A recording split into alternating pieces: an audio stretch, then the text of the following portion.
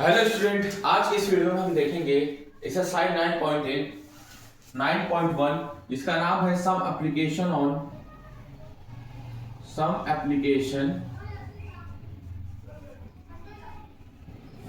Of trigonometry.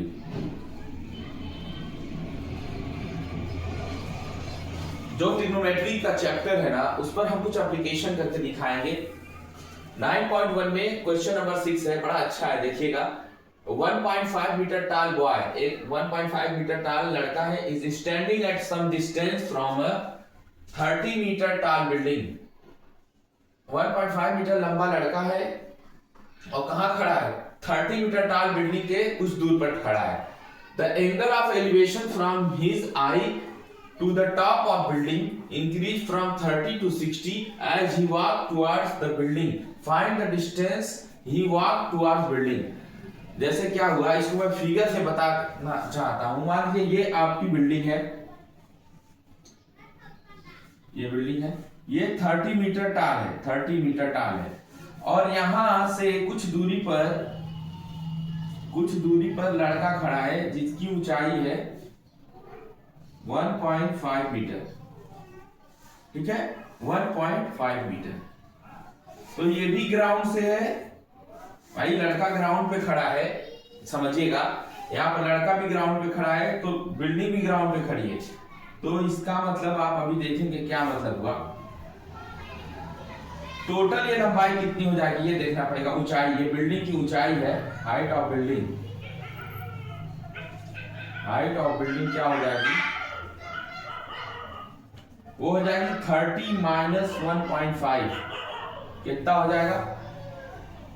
30 में से 1.5 निकालिए, कितना हो जाएगा देखते हैं। 28.5 मीटर, या हम इसे लिख सकते हैं 57/2। ठीक है, 57/2। तो ये हो जाएगा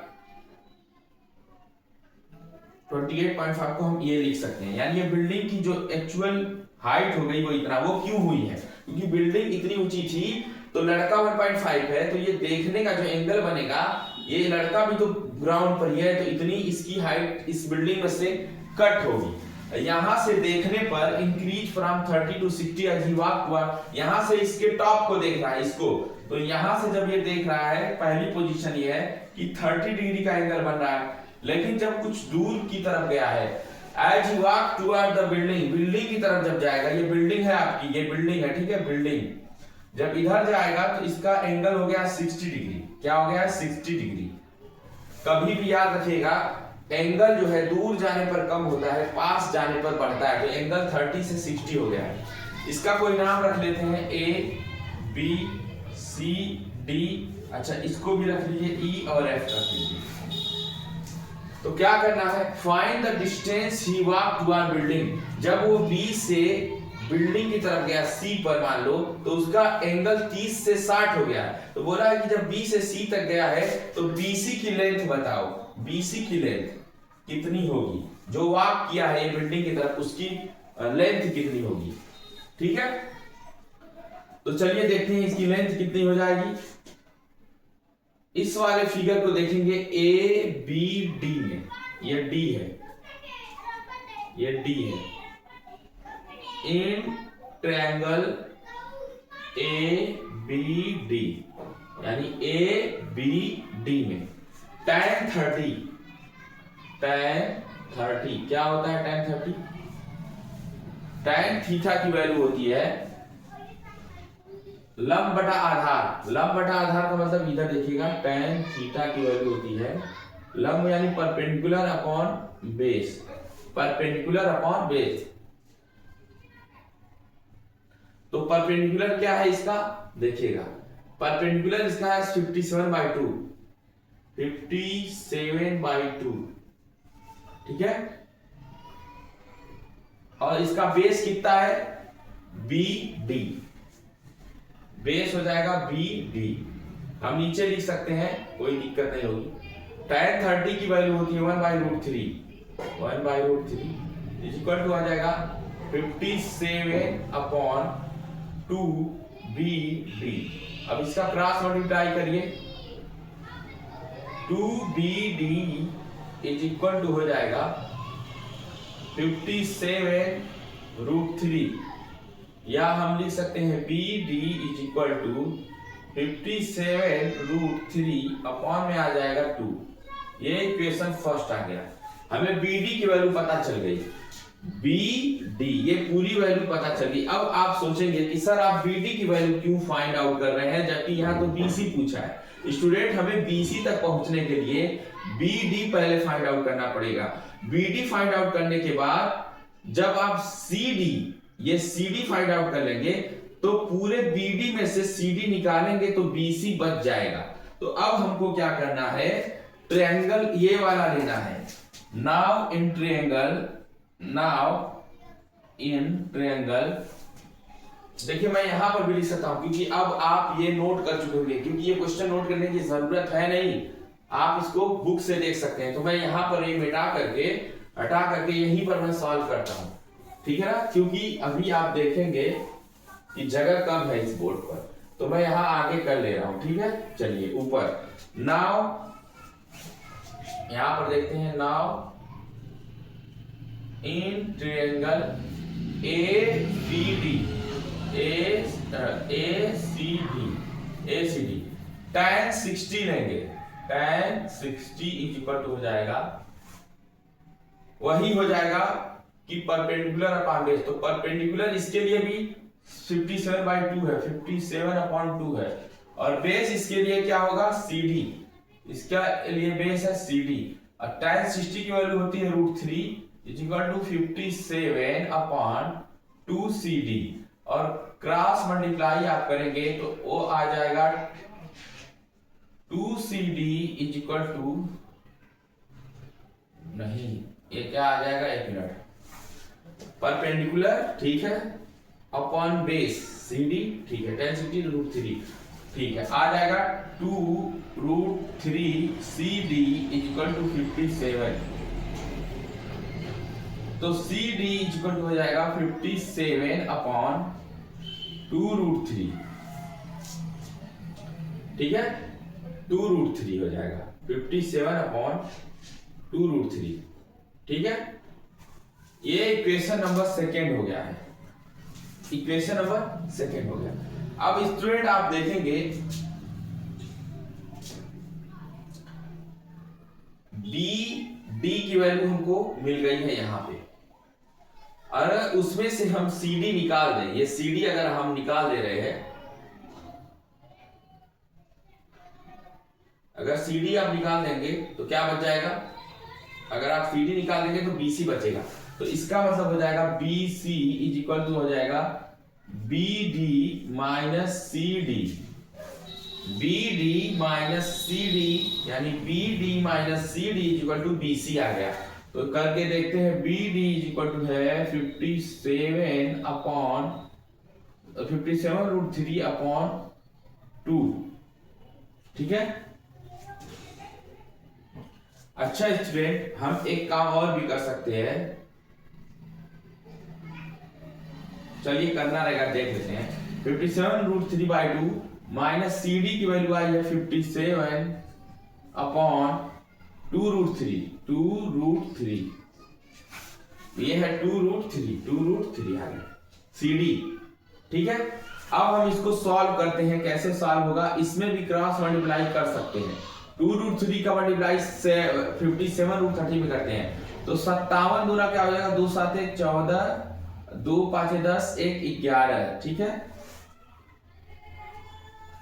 और √3 का करेंगे तो इंटू 3 ही हो जाएगा, √3 इंटू √3 की वैल्यू 3 होती है, और माइनस में 57 गुना 114, 114, ठीक है, और अपान में ये और इसका करेंगे तो 4√3।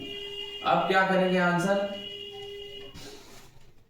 114 गुणे 3 माइनस 114, 114 मल्टीप्लाई 3, क्या 3 चौक के 12, 3 एकम 3, 1 4, 3 एकम 3, और माइनस क्या करेंगे 114, 12 में से 4 जाएगा 8 बचेगा, 3 में से 1 जाएगा 2 बचेगा, 3 में से क्या का 228, यहाँ पर बच गया 228 और अपान में आ गया 4√3।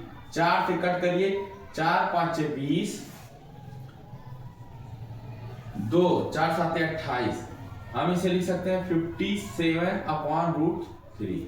ठीक है, 57/√3। और आप चाहें तो इसे और भी तरीके से लिख सकते हैं, जैसे 57 को लिख सकते हैं 19 गुणे √3 इंटू √3। कैसे?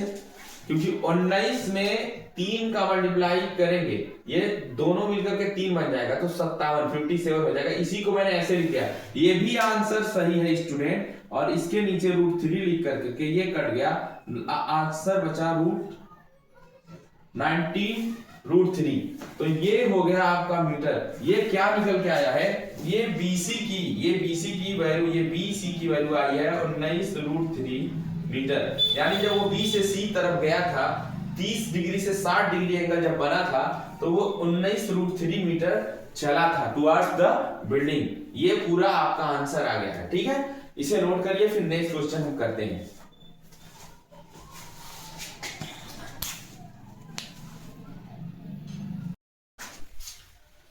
स्टूडेंट ये नेक्स्ट क्वेश्चन है, इसमें क्वेश्चन नंबर 7 है। From a point on the ground the angles of elevation of the bottom and top of a transmission tower fixed at top of a 20 metre high building are 45 and 60 degree respectively. Find the height of tower. Student इसमें सबसे पहले एक tower बनाना है। Tower बनाने के बाद कोई building, ये समझ लो टावर है, ठीक है, टावर बना लिया हमने।